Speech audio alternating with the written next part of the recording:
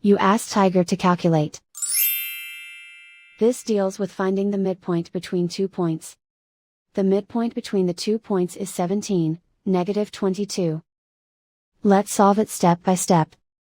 Plot the 2 points and calculate the midpoint using the formula.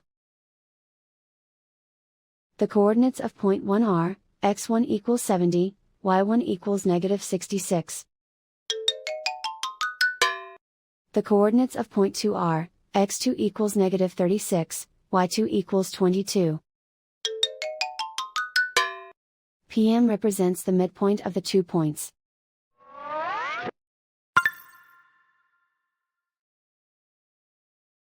Use the x values in the midpoint formula to find the midpoints x.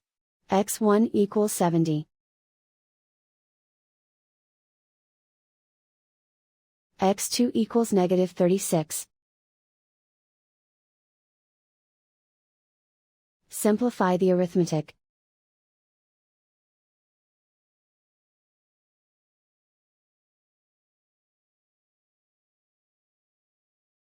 Use the y values in the midpoint formula to find the midpoints y. y1 equals -66. y2 equals 22. Simplify the arithmetic.